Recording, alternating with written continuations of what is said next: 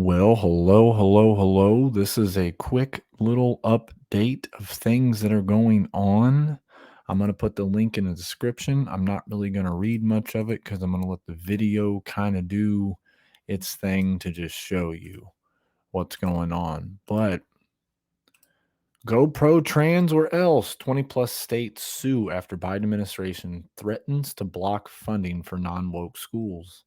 This is all under that Title IX that I had. We did a stream a while back. I'll put it on the end of the video to show. But the idea is for any student must be allowed into any space that they identify with the schools.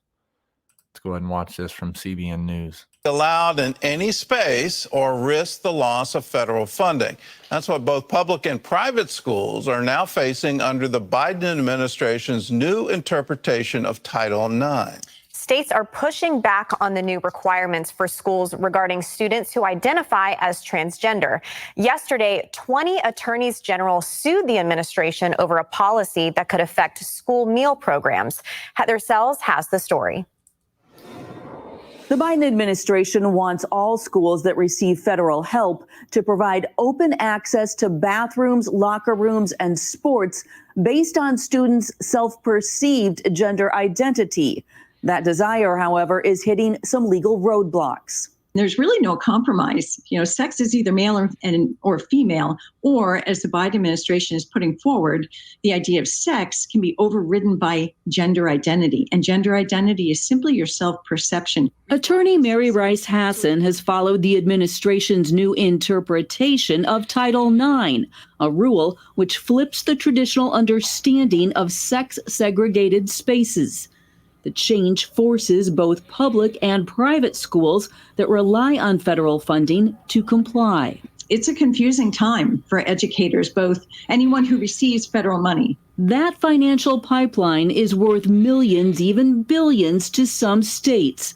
Tennessee, for example, receives $1.5 billion a year for K through 12, and its universities receive $88 million. It's why the state's attorney general has led 19 other states to fight the education department over its 2021 reinterpretation of Title IX. They argue that the Biden administration wrongly expanded on a 2020 Supreme Court decision known as Bostock.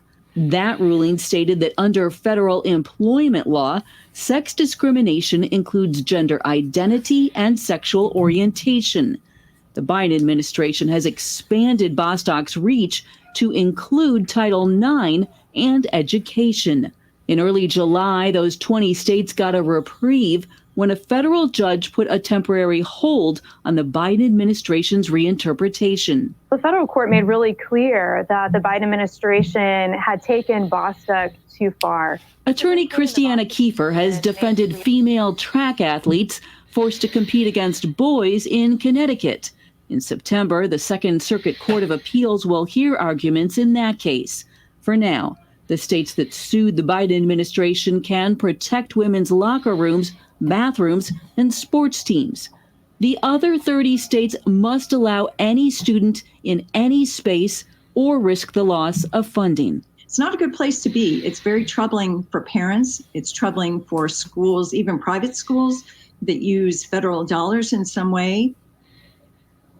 Given the different cases and rules, schools face an ever-changing legal landscape. In the end, it could be up to the Supreme Court to decide these big questions about sexual orientation and gender identity. Gordon. Well, Heather, Tennessee, 19 other states have sued over discrimination guidelines regarding school lunch programs. What's the concern? This just came out yesterday, Gordon, and it's a similar playbook to what we saw in their lawsuit with the Department of Education policy. They're saying what is going to happen to schools that don't abide by this reinterpretation. Is their lunch money going to be held up? And so we'll see what happens with that lawsuit. All right. Well, the administration has now effectively changed Title IX, and it originally addressed sex discrimination in education, and specifically in college sports. And now it's going to include sexual orientation, gender identity. Let's go back to the Bostock decision. The facts underneath that is a employee, a male, with a beard, started identifying as female, and so he showed up with a beard in a dress to his job at a funeral home, taking care of grieving families. So the funeral home fired him, and then the Supreme Court said, well, sex means gender identity in employment law. You can't do that. So in a high school setting, can we expect boys to say, well, I'm now going to wear a dress, and so that allows me into the woman's locker room? Is that where we're going with this, and how do you think the Supreme Court will eventually decide it? Yeah, such a big question right now. And in the Bostock decision, the Supreme Court explicitly said we are just talking about federal employment. We are not talking about Title IX. We are not talking about education. That's clearly in. What we're seeing is a huge issue here. Of course, either you're male or female. Simple fact. I do agree. And the guy was tongue twisted too, because, you know, it's kind of hard to even really talk about things that are confusing to us. You know, I can understand how he got tongue twisted there for a second, because, you know, talking about guys in dresses and all that, it is relatively confusing. They're trying to push these things so far on the children that how far is it going to go? It keeps on going further and further and further. See, all this ideology that they are pushing, it is against the doctrine of the Bible. It is against the word of God that stands true. And here's the thing. I agree with what he had said. What is going to happen if this is passed? You're going to get straight males that are not identified as female or homosexuality or LGBTQ. You're going to get straight males that say, I can go into the woman's locker room now and I can see a girl in school. And potentially we could start seeing rape cases come up. And of course, with the Roe v. Wade thing coming, you know, it's a split decision between the states. This is going to cause a lot of uproar, because I know I can foresee this happening. You know, boys are adolescent, and if they are not identified in this way, they have their hormones rising very high, and now they have the potential chance to walk into any bathroom they want and not have to be that way, because no one's going to question it. No one's going to say, well, yeah, he ain't wearing a dress, so he's not identified as a girl.